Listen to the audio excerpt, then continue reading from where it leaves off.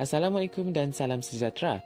Nama saya Muhammad Karul bin Barudin, nombor matriks BA2011-0577 dan ini adalah pembentangan tutorial sosiologi saya. Tajuk saya pada hari ini adalah kaitkan bagaimana ketidaksamaan kelas dilihat sebagai pembentukan strata-strata ataupun kedudukan ekonomi yang tidak sama rata dalam kalangan anggota sesebuah masyarakat. Pengenalan. Stratifikasi sosial adalah sistem penyusunan taraf manusia berasaskan perwarisan kedudukan sosial. Menurut Ting Siew Pei 1979, stratifikasi sosial merupakan proses perbezaan individu-individu dalam masyarakat yang menyebabkan muncul hierarki yang terdiri daripada lapisan ataupun strata yang berlainan kedudukan. Percubaan awal memahami konsep stratifikasi sosial dilakukan oleh Karl Marx bagi menjelaskan bahawa masyarakat terbagi kepada dua golongan yang berbeza kepentingan, iaitu kelas berkuasa memperoleh punca pengeluaran yang dikenali sebagai bourgeois dan juga kelas buruh yang dikenali sebagai golongan proletariat yang dianggap sebagai kelas tertindas. Seterusnya, ekonomi. Menurut Cik Rozainul dan Muhammad Sukri Seman 2011, ilmu ekonomi wujud daripada kehendak manusia yang tidak terhad, tetapi sumber ekonomi yang sedia adalah terhad. Ilmu ekonomi mengkaji gelagat individu, isi rumah, firma dan kerajaan dalam kegiatan penggunaan, pengeluaran dan pengagihan faktor pengeluaran yang terhad untuk memenuhi kehendak yang tidak terbatas. Tingkah laku ekonomi bermula dengan usaha mencari makanan dengan menukar jenis makanan dan barangan antara satu sama lain atau juga dikenali sebagai sistem barter. Proses pertukaran seterusnya menjadi lebih tersusun, kemas dan seterusnya diinstitusikan.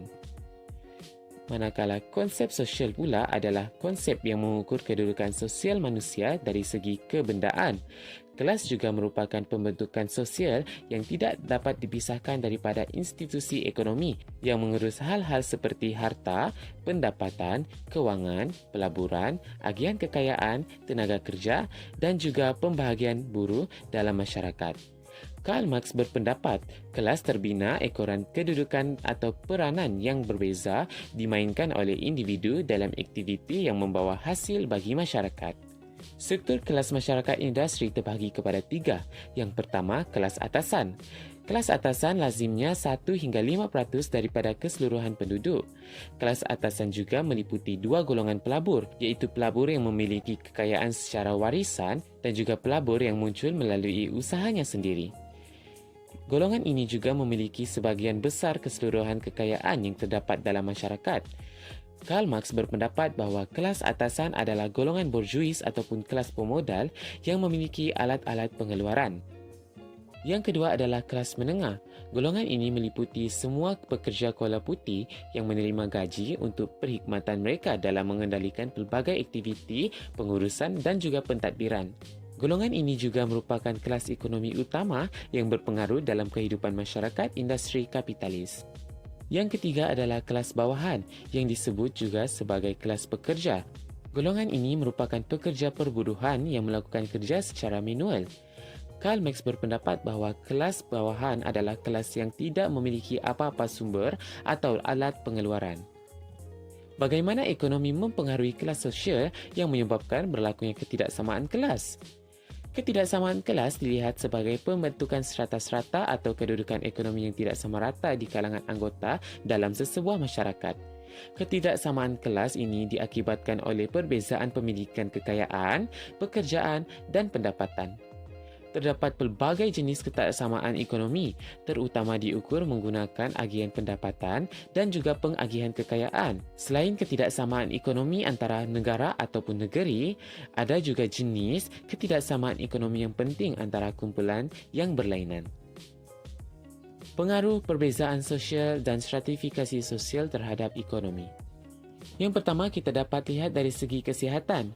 Kesan perbezaan sosial dan stratifikasi terhadap kesihatan dapat diklasifikasikan sebagai kesan tidak langsung akibat ketidaksamaan tahap ekonomi anggota masyarakat. Golongan kelas atasan dengan keadaan ekonomi yang mencukupi mempunyai akses kemudahan kesihatan yang lebih baik berbanding dengan masyarakat kelas bawahan akibat keterbatasan ekonomi mereka sehingga tidak dapat membeli makanan berkhasiat, tidak dapat membeli ubat-ubatan maupun mengakses kemudahan kesihatan.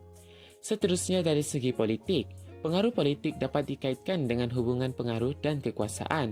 Pengaruh ini selalunya dimiliki oleh golongan kelas atasan dan dengan pengaruh ini juga akan membentuk prestij, kehormatan dan status kedudukan yang tinggi dalam kehidupan sosial mereka.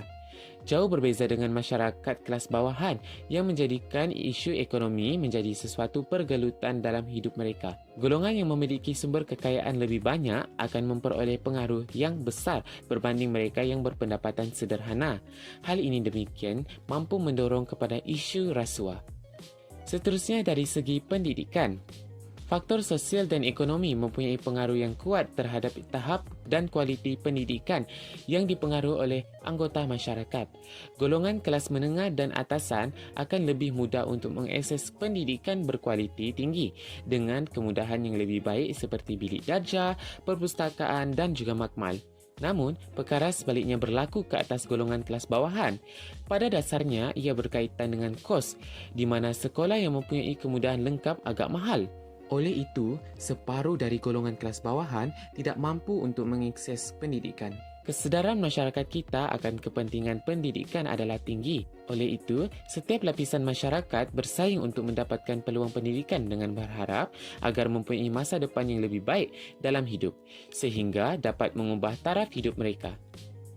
Dari segi akses pasaran pula, dipengaruhi melalui kuasa monopoli di pasaran. Firma kecil tidak mampu bersaing dan keluar daripada pasaran kerana tidak mencapai ekonomi bidangan. Firma besar akan memonopoli dengan cara menetapkan harga yang tinggi, terutama mereka yang mengamalkan sistem ekonomi kapitalisme. Kesannya, kebajikan masyarakat terbiar. Seterusnya dari segi pemilikan aset ataupun harta. Kekayaan dalam bentuk aset ini adalah merujuk kepada pemilikan kebendaan atau harta yang diperoleh seperti rumah, bangunan, tanah, wang tunai dan sebagainya dalam bentuk simpanan. Kediaman masyarakat kelas atasan kebiasaannya lebih mewah dan selesa. Sebaliknya, masyarakat kelas bawahan tinggal di kediaman yang tidak begitu mewah dan tidak begitu selesa.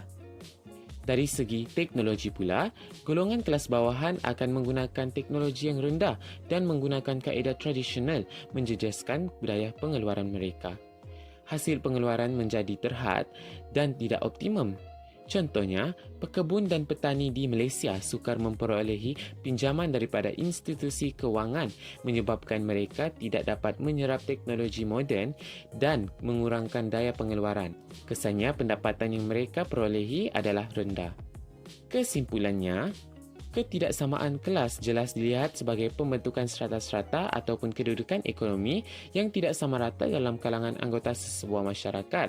Ketidaksamaan kelas menyebabkan banyak kesan buruk seperti perbalahan serta ketiadaan perpaduan dalam kalangan masyarakat. Pihak kerajaan perlu memainkan peranan yang penting dalam mengelakkan perkara sedemikian berlaku agar dapat menjamin keadilan masyarakat dan memupuk keamanan dalam negara. Ini merupakan senarai rujukan yang saya gunakan dalam menghasilkan pembentangan tutorial saya pada hari ini. Sekian, terima kasih.